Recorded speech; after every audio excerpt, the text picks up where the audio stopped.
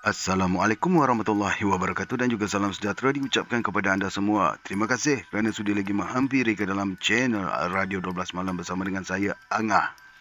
Minta maaf, kali ni rekod terlalu lewat sebab tadi call member lama, sahabat lama, Aidil namanya.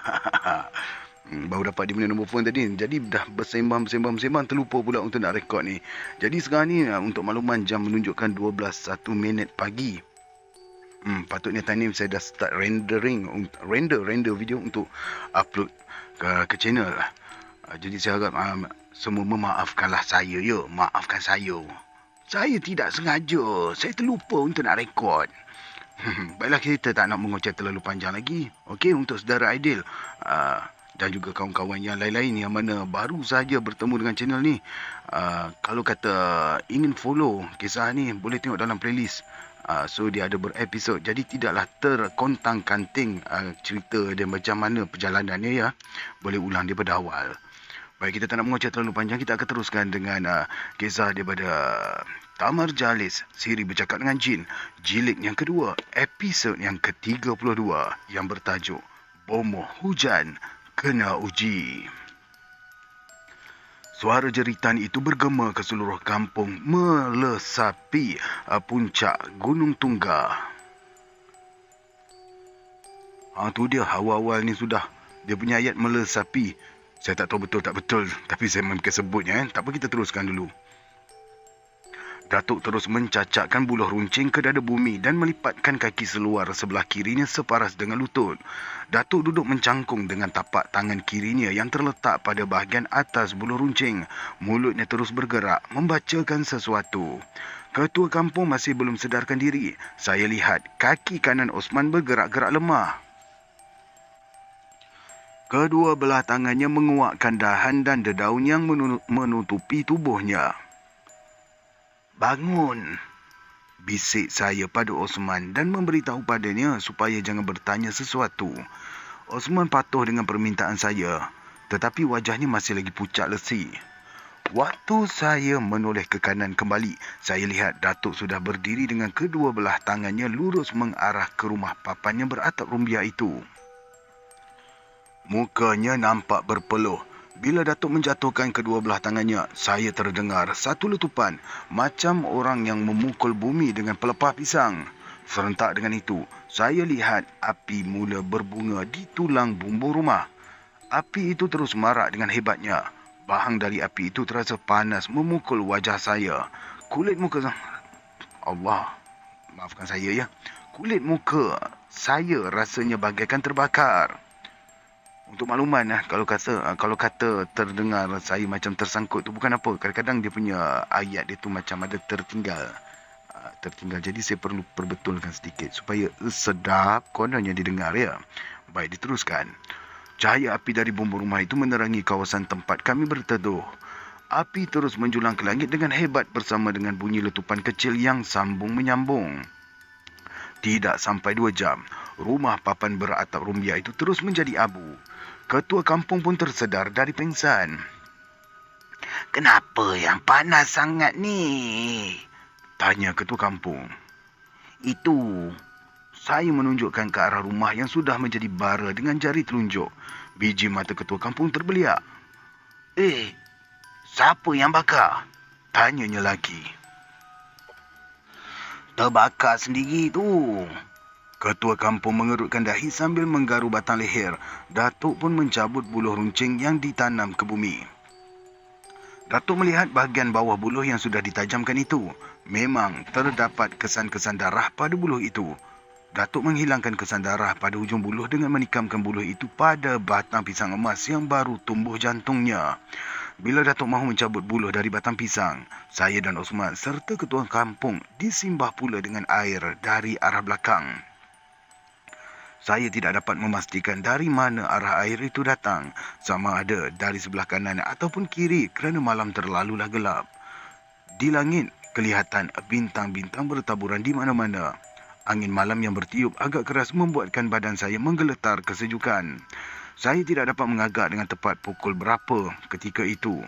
Tetapi berdasarkan arah tiupan angin dan gerak awan yang bersisik ikan di langit, saya agak waktu itu sudah pukul 4 pagi. Okey, ini satu ilmu yang kita dapat. Awan bersisik ikan di langit. Boleh agak-agak time tu lebih kurang pukul 4 pagi. Baik, kita teruskan. Suara pungguk dan lolongan anjing liar sudah tidak kedengaran lagi.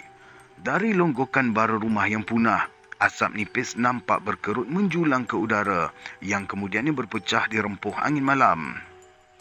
Datuk menghampiri saya. Kau kena simbah air ke Tamar? Ya, Tok. Cuba kau cium lengan kiri kau. Ada bau busuk tak? Saya pun ikut perintah Datuk. Walaupun perintah itu ditujukan pada saya, tetapi ketua kampung dan Osman turut bersama mencium lengan kiri masing-masing. Busuk, macam bau bangkai, jawab mereka serentak dan saya anggukkan kepala. Setuju dengan apa yang dikatakan oleh ketua kampung dan Osman, Datuk menyuruh kami bertiga berdiri di bawah pokok pisang emas yang baru tumbuh jantungnya itu. Kami disuruh berdiri dengan menemukan bahu masing-masing. Sesudah itu, Datuk menyuruh saya melihat ke arah utara. Bukan Datuk.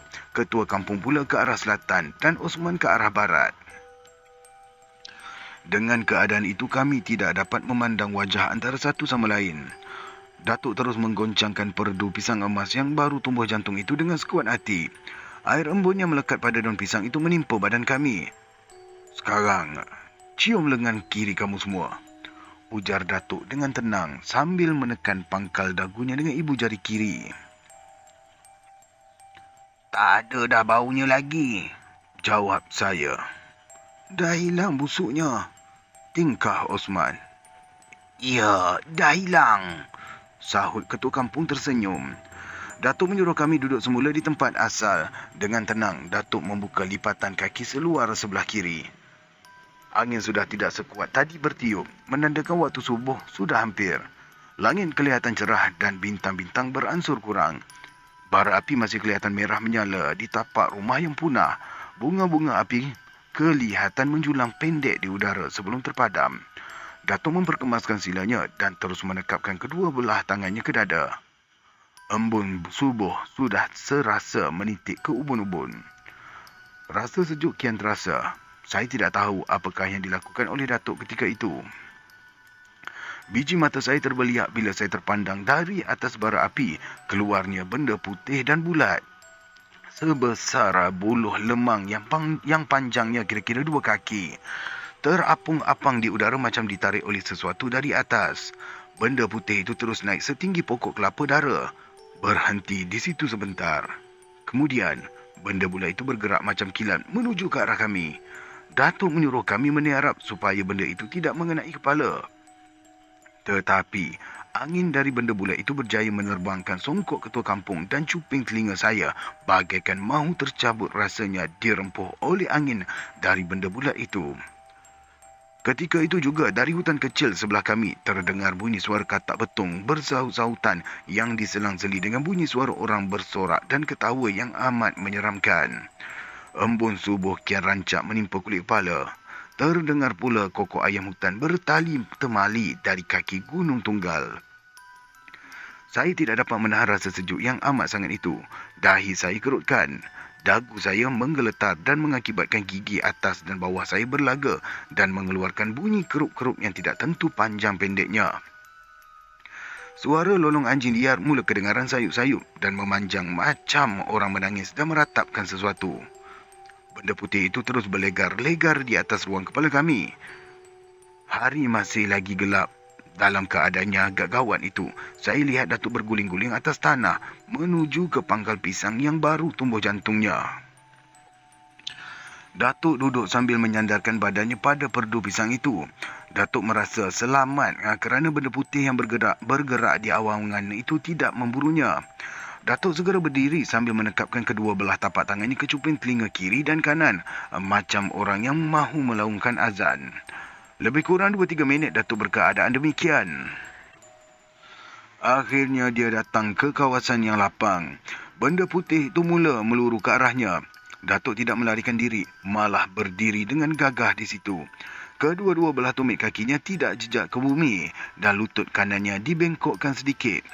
Bila benda putih itu berada betul-betul di ubun kepalanya, dengan segera pula Datuk membuka kain merah yang melilit kepalanya. Benda putih itu terus mengelilingi tubuh badan Datuk sambil mengeluarkan suara yang berdengung macam suara ayam kampung yang kena jolok. Ayam kampung kena jolok. Mungkin dia nak buat masak tempayan. Ramadan hampir dekat. Macam mana bunyi dia? Kawan-kawan boleh type dekat komen. Baik, kita teruskan. Kerana terlalu cepat dan ligat benda putih itu berpusing mengelilingi tubuh Datuk, saya tidak dapat melihat Datuk dengan jelasnya. Dalam sekelip mata sahaja saya lihat Datuk terhuyung-hayang macam ditolak sesuatu. Hati saya menggelabah.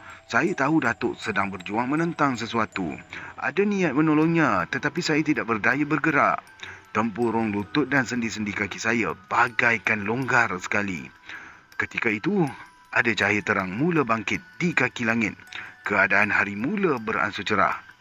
Datuk masih lagi terhuyung-hayang tidak tentu arah, tetapi di tangannya masih lagi terlekat dengan kain merah. Datuk bertempik dengan sekuat hatinya sambil melompat setinggi 3 kaki. Ketika Datuk melompat itu, dia memukul benda putih itu dengan ikat kepalanya. 2 kali lompat, 2 kali pukul tidak mendatangkan sebarang kesan pada benda putih itu. Datuk kelihatan letih dan tidak bermaya. Saya lihat Datuk rebah ke bumi sambil terbatuk-batuk. Mukanya pucat. Datuk mencium bumi sambil membengkokkan badannya. Tidak ubah macam kucing yang bersedia untuk menerkam tikus. Kemudian Datuk melompat untuk kali yang ketiga dan terus memukul benda putih itu dengan kain ikat kepalanya sekuat-kuat hati. Hari mula beransur samar-samar. Di kaki langit cahaya putih mula kelihatan dengan jelas. Datuk kali ini saya lihat terhumban berhampiran dengan bara api yang sedang marak memamah kayu-kayu rumah yang punah. Belum pun sempat badannya menjamah bumi, Datuk sudah meletakkan badannya dalam keadaan yang tegak. Ketika itu juga bara api bertambah kuat cahayanya dan beberapa bahagian dari bara api itu mengeluarkan api. Saya terasa derisan angin di permukaan bumi itu. Saya lihat tapak kaki Datuk tidak mencecah bumi. Datuk berdiri di atas angin sambil memeluk tubuhnya erat-erat. Dan benda putih di awang-awangan itu tidak bergerak tetapi mengeluarkan asap yang nipis. Bila asap nipis itu hilang, terdengar pula letupan seperti letupan mercun kecil. Benda putih itu terus menghilang dan masa itu juga beberapa bilah buluh kering bertaburan atas tanah. Datuk segera menghampiri kami. Kali ini saya lihat wajahnya berseri dan kedua kelopak matanya lebam sedikit. Maaf, bukan lebam, lembam sedikit kerana kurang tidur. Dah, kita balik solat subuh, kata Datuk. Dah selesai ke semuanya pakcik? Tanya Osman. Dah, dengan izin Allah yang maha besar dan maha mengetahui, nampaknya kita berjaya ni. Dia dah tak ganggu kita lagi ke? Ketua kampung pula bertanya. Nampaknya begitulah. Kami terus pulang ke pondok Osman dan menunaikan fardu subuh. Ketua kampung mempersilakan kami ke rumahnya untuk bersarapan pagi. Dia juga menyatakan pada saya ada sesuatu yang mahu dibincangkannya dengan Datuk. Saya rasa eloklah sekarang ni kita pergi ke rumah saya je, ulang ketua kampung dengan senyum. Osman merenung ke muka saya. Datuk menggigit ibu jari sambil merenung kosong ke hadapan. Begini saja Tok Ketua. Biar Osman dan Tok Ketua pergi dulu. Nada suara Datuk lembut sambil bangun. Kenapa pula begitu? Saya ni ada hal sedikit. Apa halnya? Saya nak bersenam, kemudian nak mandi air embun. Itu sajalah. Lepas semua kerja tu saya buat, saya pergilah. Masa saya sampai ke rumah awak hari pun cerah dan kopi pun sudah tersedia. Tak apalah macam tu. Tak apa, balas ketua kampung. Datuk dan ketua kampung ketawa besar. Ketua kampung dan Osman meninggalkan saya dan Datuk di pondok. Saya diminta oleh Datuk supaya bersenam gerak kucing dan harimau bangun tidur. Tujuan senaman cara lama itu dilakukan untuk menghindarkan dari mengalami sakit pinggang dan lenguh-lenguh sendi. Satu senaman baru yang diajarkan oleh Datuk pada saya dan di situ ialah senaman ular salin kulit. Tu dia. Ni saya tak pernah dengar lagi. Senaman jenis ini banyak memberatkan perkara menarik dan melepaskan nafas serta pergerakan sendi-sendi urut. Sendi-sendi urut. Tujuan utama senaman ini ialah memelihara kulit badan dan muka.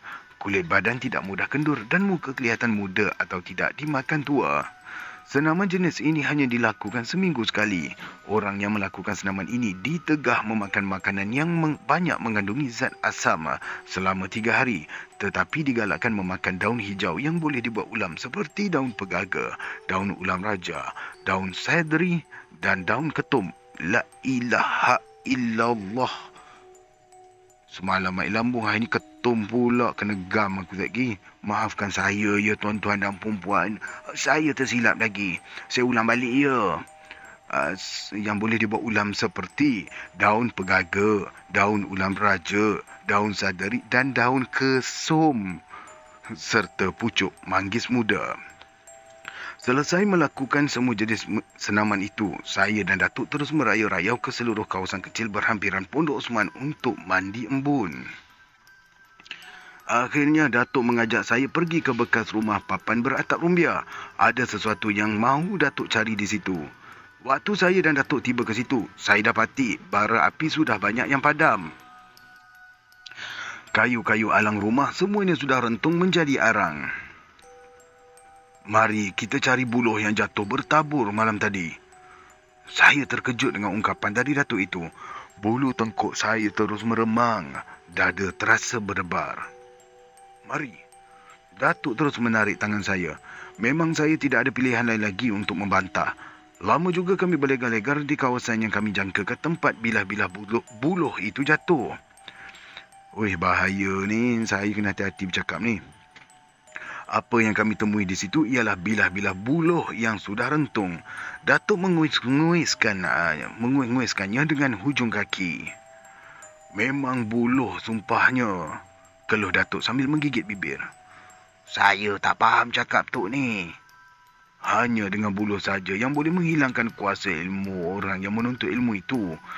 Aku harap sangatlah malapetaka yang menimpa orang-orang di sini akan tamat. Tambah Datuk lagi, lalu mengajak saya ke rumah ketua kampung. Sarapan pagi di rumah ketua kampung memang enak. Kami dihidangkan dengan kopi panas dan pulut berlaukkan ikan gelama goreng. Anehnya, Datuk tidak menjamah pulut itu. Dia hanya minum kopi panas saja. Ketua kampung tidak puas hati dengan sikap Datuk. Kenapa yang tak makan pulut tu? Tanya ketua kampung. Minta maaf Tok Ketua. Saya memang tak makan pulut ni. Kami tak tahu apa sebabnya. Ada pantang larang ya? Tak, saya ni mengidap sakit angin. Orang sakit angin memang tak elok makan pulut. Kerana pulut ni cukup bisa bagi orang yang mengidap sakit tu. Kalau sudah sembuh pun akan sakit semula jika makan pulut. Ketua kampung puas hati dengan penerangan Datuk itu. Ketua kampung merasa bersalah kalau Datuk tidak makan di rumahnya. Kerana itulah dia menyuruh anaknya membeli kuih di kedai. Jangan. Ini pun dah cukup untuk saya, beritahu Datuk pada ketua kampung. Saya ni tak puas hati kalau awak tak makan dekat rumah saya.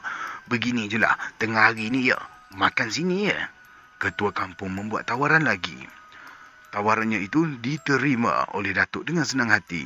Sementara menanti tengah hari, Datuk kembali ke Pondok Osman. Ketua kampung ikut sama. Sampai saja di pondok, Osman ambil sebuah baldi kosong dan mengambil air perigi. Air itu Datuk campurkan dengan 7 jenis daun dan 7 jenis bunga. Kemudian, Datuk memerintahkan Osman memakai kain basahan dan disuruh duduk di bawah tangga. Nak buat apa ni, Tok? Bisik saya ke telinga Datuk. Ini nak buang sial dan badi ilmu.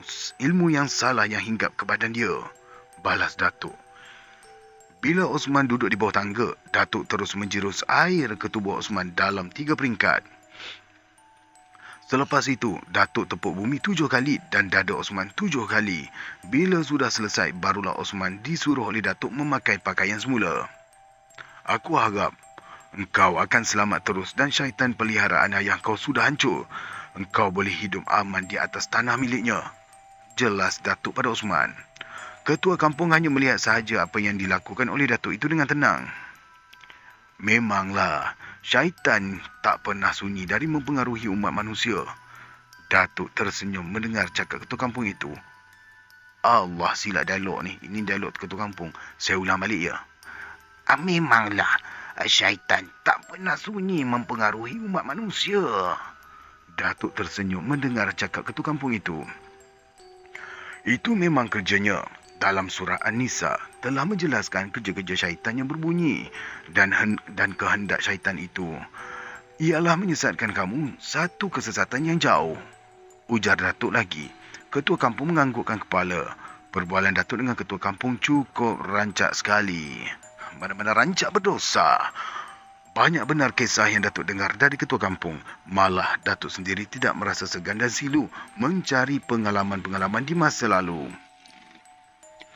Perbualan mereka terganggu bila anak gadis Tok Ketua yang dikiranya mengganggu perbualan antaranya dengan Datuk. Apa halnya? Kata ketua kampung. Osman segera bangun dan merenung tajam ke wajah anak gadis ketua kampung yang berambut panjang berkulit putih. Mukanya bujur sirih, tinggi lampai dan berleher jinjang. Saya memang tertarik dengan gadis desa berwajah ayu itu. Bila saya lihat wajah Osman, rasa tertarik yang mula berputik di hati segera saya padamkan. Ada orang datang, ayah. Siapa? Pak Mardan, bomoh hujan. Sekejap lagi aku balik. Anak gadis ketua kampung meninggalkan kawasan pondok Osman kerana waktu makan tengah hari sudah hampir. Ketua kampung mengajak kami pergi bersamanya sekali. Eloklah tu.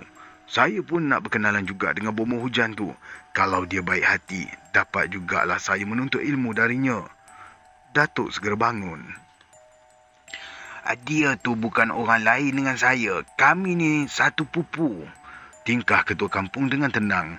Ada rasa megah dalam dirinya kerana Datuk mahu menuntut sesuatu dari sepupunya. Lepas makan tengah hari, Datuk dapat bercakap panjang dengan Pak Mardan yang sudah berusia hampir 50 tahun. Orangnya tegap, memelihara misai, janggut dan jambang. Dia tinggal di kampung kota yang terletak lebih kurang 2 batu dari pekan kecil berwas dalam daerah Manjung. Menurut Pak Mardan, dia kenal baik dengan bomoh patah yang tinggal sekampung dengannya, iaitu Bedul Hashim. Datuk minta Pak Mardan menyampaikan salamnya pada Bedul Hashim bila dia pulang ke kampungnya kelak. Dengan izin Allah, saya akan sampaikan, katanya. Saya ni dah lama tak jumpa dia. Dia masih sihat lagi, balas Pak Mardan. Menurut Pak Mardan, dia dalam perjalanan ke Sungai Tinggi, iaitu sebuah kampung yang terletak dalam daerah Matang, lebih kurang 20 batu dari bandar Taiping. Dia diundang oleh anak saudaranya kerana anak saudaranya itu mahu menikahkan anak perempuannya dengan orang dari Gunung Semanggul. Tujuan mengundang kita tu ada tujuannya tertentu, keluh Pak Mardan sambil merenung muka ketua kampung.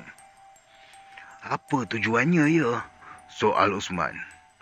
Tenaga aku ni diperlukan anak buah bila mahu menghalau hujan. Pak Mardan melahirkan rasa hampanya disambut oleh ketua kampung dengan ketawa memanjang. Bila Pak Mardan mengajak Datuk pergi ke Sungai Tinggi, Datuk menolak dengan alasan dia tidak dijemput ke majlis nikah kahwin. Tetapi bila Pak Mardan dan ketua kampung menyatakan bahawa mereka telah diberi kuasa untuk menjemput orang lain ke majlis orang nikah kahwin itu, Datuk menerimanya dengan senang hati. Saya mengerti. Tujuan utama Datuk menerima undangan itu bukanlah kerana mahu makan nasi minyak, tetapi dia mahu belajar serba sedikit tentang ilmu menahan hujan dari Pak Mardan. Esoknya saya, Pak Mardan dan Datuk terus pergi ke Sungai Tinggi. Kami bertolak dengan bas dari Segari pada 11 pagi dengan bas. Ketua kampung dan keluarganya bertolak lebih lewat daripada kami. Kedatangan kami disambut dengan ramah oleh anak saudara Pak Mardan. Kami sempat menyaksikan acara akad nikah yang diadakan pada 11 pagi. Lebih kurang di antara pada pukul 10 hingga 11. Acara naik pelamin diadakan kira-kira pukul 4 petang setelah tetamu yang dijemput selesai makan. Pak Mardan merasa senang kerana tidak ada tanda-tanda hari akan hujan. Beberapa orang anak muda di situ melancarkan kutipan memungut wang secara kilat bagi mengundang pancaragam dari bandar Taiping pada sebelah malamnya. Ui, ada band boy ni, band boy. Kutipan itu ternyata tidak cukup dan nasib baiklah pihak tuan rumah sanggup menambahkan bahagian yang tidak cukup itu. Majlis perkahwinan itu bertambah rancak dengan kehadiran pancaragam dari Taiping itu yang membawakan lagu-lagu rancak dan irama Melayu asli yang disampaikan oleh para penyanyi dari pancaragam tersebut. Antara penyanyinya ialah Kamal Harun, Aida Suhana dan Zainal Udah. Walaupun begitu rancak pancaragam dari Taiping mempersembahkan permainannya, saya lihat Pak Mardam tetap gelisah. Begitu juga dengan Datuk. Bagi menghilangkan rasa resah itu, Pak Mardan terpaksa menghisap rokok tembak berbelas-belas batang. Rokok tembak saya rasa nanti saya kena Google balik. Yang saya tahu yang paling rare pun rokok 35. Tak apa, nanti saya akan try update di dalam short. Baik, kita teruskan. Pak Mardan menarik tangan Datuk untuk pergi ke satu sudut. Aku rasa ada sesuatu yang tak kena malam ni, Pak Mardan menyatakan pada Datuk. Datuk termenung panjang mendengar cakap Pak Mardan itu. Dia meraba pangkal kening kanan 7 kali, meraba telinga kiri 5 kali. Usah bimbanglah. Kalau ada yang perlu saya tolong, tetap juga saya tolong, kata Datuk. Walaupun begitu, wajahnya saya lihat agak sugul sedikit. Malam ni ada majlis bersanding ke? Datuk menyoal Pak Mardan. Ada. Sekejap lagi pengantin lelaki datang. Kalau begitu, eloklah kita-kita ni beringat. Manalah tahu kalau ada hal buruk yang terjadi. Saya faham tu. Pak Mardan dan Datuk duduk kembali di tempat asal. Bila orang ramai mula datang mahu melihat pengantin naik pelamin, tiba-tiba hujan turun mencurah-curah bersama dengan dentuman petir dan guruh. Muka Pak Mardan kelihatan pucat. Dia lalu membisikkan pada Datuk bahawa hujan yang turun malam itu bukanlah sebarang hujan. Pak Mardan yakin hujan itu dibuat oleh manusia dengan kuasa ilmu halus yang tujuannya tidak baik. Hujan jenis ini amat berbahaya buat manusia. Sebabnya, di dalam air hujan itu terkandung berbagai-bagai kekotoran buatan manusia. Begitulah Pak Mardan memberitahu Datuk. Kau tunggu di sini dulu, Mardan, kata Datuk. Sebaik saja ungkapan itu berakhir, saya dapati Datuk gaib dari penglihatan saya. Pak Mardan terpinga-pinga. Lebih kurang 5 minit Datuk menghilang diri. Dia muncul kembali di hadapan saya dan Pak Mardan. Aku setuju dengan kau, Mardan. Macam inilah kita hadapi semuanya ni.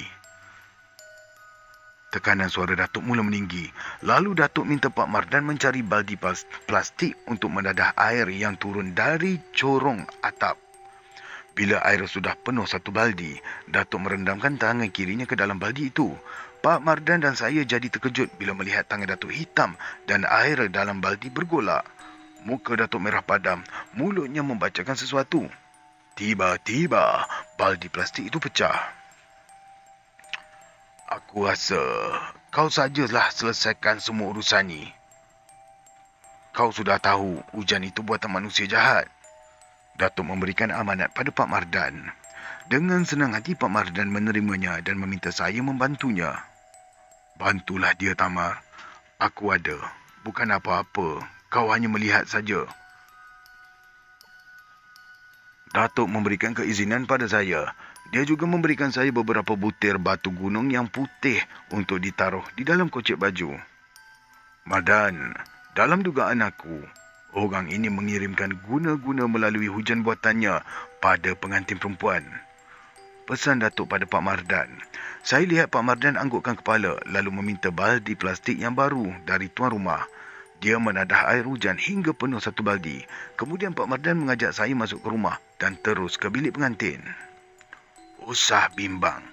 Aku ni pangkat Datuk pada kau. Pak Mardan memberitahu pada pengantin perempuan yang duduk terseliput di hadapan katil. Kemudian Pak Mardan meminta pada pengiring pengantin supaya membawa pengantin itu ke bilik lain. Permintaan Pak Mardan dituruti. Tinggallah saya dan Pak Mardan dalam bilik itu. Pak Mardan terus membasuh seluruh mukanya dengan air hujan di dalam baldi tadi. Dia kemudian memusatkan seluruh panca indera dan membaca mantra yang dipelajari dari gurunya. Saya lihat mulut Pak Mardan bergerak sebanyak 29 kali. Bila mulutnya bergerak untuk kali yang ke-30, saya terdengar bisik-bisik halus dari jauh yang tidak menentu. Tetapi akhirnya saya dengar nama Halimah disebut-sebut. Apa yang kau dengar? Pak Mardan menyoal saya. Orang memanggil nama Halimah. Halimah tu nama pengantin tadi. Kita masih ada masa untuk berusaha. Kau tunggu sini. Pak Mardan terus keluar. Saya mula terasa khayal tidak menentu. Bermacam-macam bunyian saya dengar. Rasa khayal itu segera hilang bila Pak Mardan menepuk bahu kiri saya. Bila saya menoleh ke belakang, pengantin perempuan sudah ada di dalam bilik. Pak Mardan menyuruh pengantin perempuan itu duduk di tepi katil.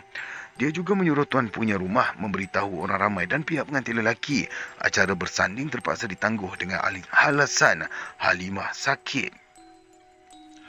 Pak Mardan menyuruh Halimah memegang besi kuning yang diberikan oleh Pak Mardan padanya. Kau pegang besi kuning tu kuat-kuat. Jangan kau lepaskan walau ada yang terjadi. Kau jangan menjerit.